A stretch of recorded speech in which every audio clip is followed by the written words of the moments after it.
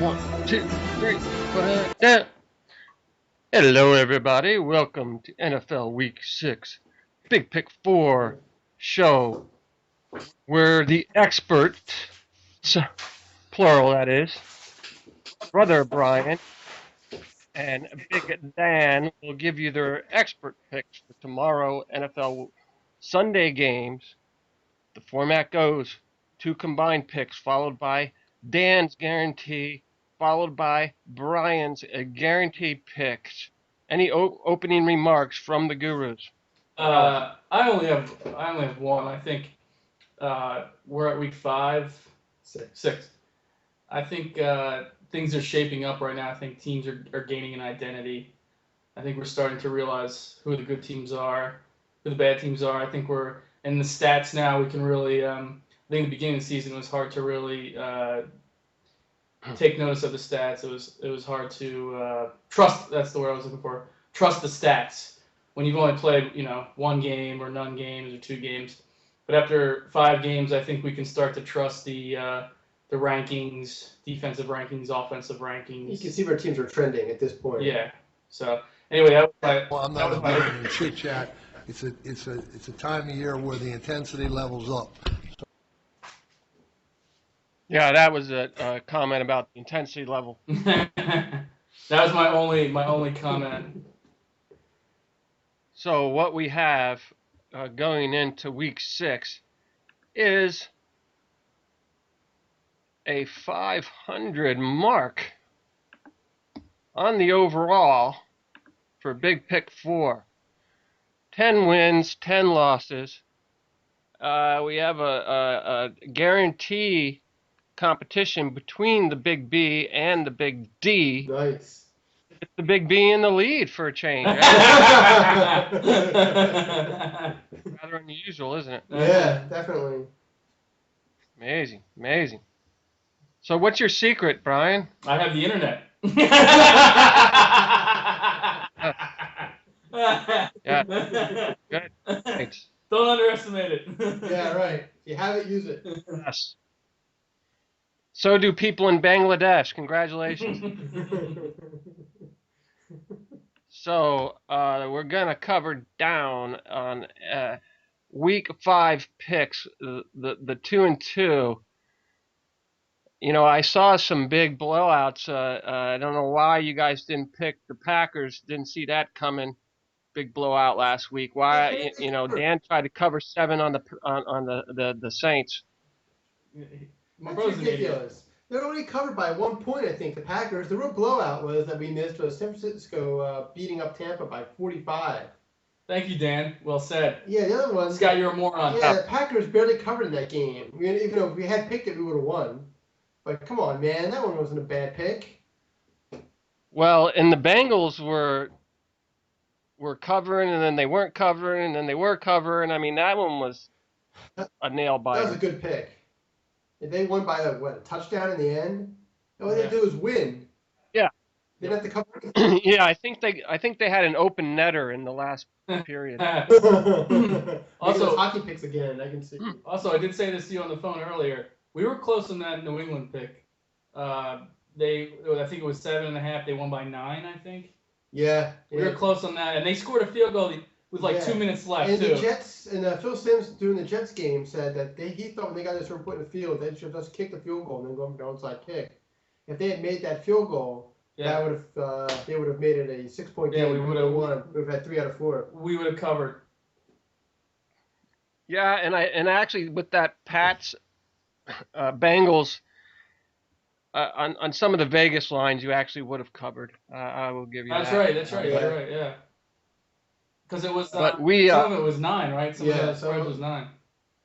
Yeah. 9.5. Yeah. 9.5. 9.5. That's right. And our pool was 9.5. Our pool at work. Yeah, It that went down is. the next couple of days that the line went down by 2.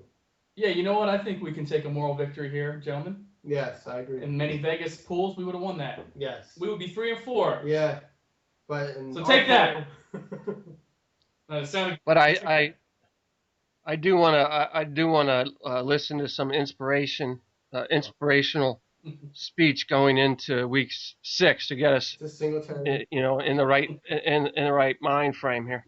Hello? You play to win the game. Genius. Dan Genius. thought it was going to be Mike Singletary. Yeah, yeah.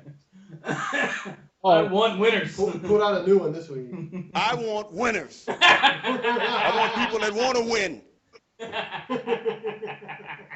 You asked? That's right. You got it. All right, so the format goes, kicking off with the 2 combined picks for week 6 from the 500 gurus. Let's have it. All right. As usual, we start the week off. Then Scott usually forgets, as Brian mentioned. Every week, Scott forgets. Yeah, the badge of the week. I forgot. This is the badge of the week. Yeah, the badge of the week from is Danny. Yeah, Scott O'Haron wins. for forgetting. This week it is Raheem Morris, the head coach of the Tampa Bay Buccaneers. This moron, whose team was being completely blown out by the 49ers. So it was not a close game, as we mentioned earlier. It's a 45-point blowout. And he decided to start screaming and yelling and throwing his hat and all this stuff at the line judge, who was closest to the bench. In the middle of a play, the 49ers are about to snap the ball, and he's sitting there yelling and screaming at the official. For no reason, your team's getting crushed. So if you miss the call, who cares? Your team's getting obliterated. And he goes on, screaming and yelling. Eventually he gets a 15-yard unsportsmanlike conduct penalty against him for his antics. Now, I understand yelling at the officials if it's a close game and they screwed up a call that cost you. That's one thing. But when your team's getting blown out, just shut up. Just leave it alone. So he is the badge of the week for acting like a baby on the sideline and throwing a temper tantrum to the officials. Can I break a rule here? Can I break a rule here? Can I ask Dan's permission to have an honorary badge of the week? Sure, go ahead. Dan probably knows what I'm going to say. I would like to say all of the Eagles linebackers. Brian, hold on. It's a constellation badge of the week, not an honorary.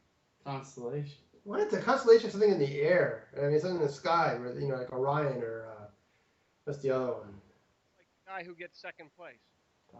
Constellation prize. All right, whatever. Honorary badge of the week. Go ahead. All right, it's the entire Eagles linebackers and safeties all year who haven't hit anybody, haven't had one hard hit all year, can't tackle anybody. I don't even know how they made it past JV. I sent Dan a TM earlier in the week, and I just said next week our starting linebackers should be all of the 7 dwarves and the starting linebackers and safeties. So my honorary badge goes to, and might be in the running, I think, because 5 weeks of vagina-ness should be a vaggie. They should be in the running. No. They should be in the running. No, Mark Sanchez in the lead. He has 2 already. I know, but you got to consider the Eagles linebackers and safeties. They've been playing like pussies the whole year. This is not a performance-based award. This is an award based on someone's antics. We've got to be the dumbest team in America in terms of playing the game. All right. Anyway, I just wanted to say. All right. Before we cue you the crickets, that's enough. All right. All right. Now my first pick of the week. I am going with the Houston and Baltimore game. Baltimore, I believe, is favored by 7.5 in this game. Baltimore is 3-1 against the spread so far this year. All of their wins have come by over 25 points. They are unbeaten all time against the Texans, even though it's only like 3 or 4 meetings. They've held their opponents to an NFL best 14.3 points per game, despite having various injuries on their defense, which means they don't have a chance to get better later in the season. They're 3rd in total yards against at 284.5 per game. They're 2nd against the rush, which is going to hurt Arian Foster, who's their only offense. I'll get to that in a minute. They're holding teams to 72.5 yards a game rushing. Baltimore scored 34 or more points in 3 of the first 4 games. So That bodes well against the Texans defense that's missing Mario Williams. They're starting a rookie in his spot. It doesn't bode well for Arian Foster, who's going to be the main focal point of their offense, being that Johnson is out. So with him against the Baltimore defense, I feel is a bad matchup. Texans could be without the starting right guard. He's having some problems struggling in practice this week. And then Baltimore's coming off a bye, so they're pretty well rested and healthy. Now, Jimmy Smith is still hurt, their starting corner, as along with Chris Carter, other starting corner. But the other guys who filled in and played relatively well. And being that Andre Johnson is out, the Texans' other receivers really aren't that great. Yeah. So there's nothing to scare anybody or threaten anyone downfield. So I feel this is a solid pick with Baltimore easily covering a 7.5-point spread against a wounded Texans team and a healthy Baltimore team. Well, I hate to break the news to you, but they don't have Derek Mason.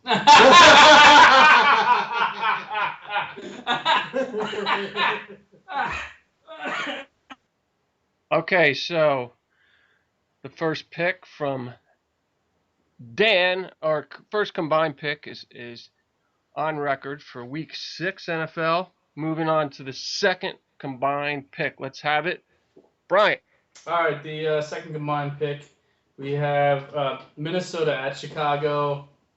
Chicago -3. I'm going to take Chicago. I wrote down a few things. Most of them, as Dan likes to point out, he knew I was going to look forward to this. Most of my stuff I have written down is making fun of McNabb. So let me begin. He's 27th in the league in yards per attempt, 6.29. He's also 27th in the league in passing percentage at 56.8%. He averages 170 yards per game, which is worse in the NFL. Wow. I also wrote down here that they benched Bernard Berrien. They have Harvin's going to play, but he's got sore ribs, so he's not going to be 100%. Michael Jenkins is an average wide receiver. And they got another guy, Aruma Shadu. But basically, they're a one-dimensional team. All they have is Adrian Peterson, who did have a breakout game last week. But I think the Bears can make the Vikings one-dimensional and put all the whole game, the weight of the game on McNabb's shoulders. And I don't think McNabb has enough. He's old, and I don't think he has enough weapons to win. I also wrote down here that Chicago has won the last 3 games by 7 or more points. Last 3 games versus the Minnesota Vikings, they've won by 7 or more points in the last 3 meetings. I also have here that the Vikings, I just talked about it, but they're 31st in the NFL in pass offense. I also have here that Antoine Winfield, is out for the Vikings. That's a big loss. He's a defensive back. That's going to help Jay Cutler. Everybody wants to talk about Cutler not having an offensive line, and Jared Allen has 8.5 sacks. I'm not saying this is going to be a blowout, but I think the Chicago Bears can cover at home. They played Minnesota well, obviously, recently, especially in the past few years. And yeah, I understand Chicago has their problems. They're not great on defense this year. And Minnesota is pretty good at pass rush, and Chicago is not great against the pass rush. But I still just think that the Bears at home, I think they're going to get it done, and I think they're going to win by more than 3 points. That is my analysis. So we have the second combined pick. A team that is known as the Bears. The Bears. That was me. My only last comment before we move on to the commercial is it's not pro Bears pick, it's a more anti McNabb pick. That applause is for you. What? That applause is for you. Yeah. A team that is known as the Bears. The Bears.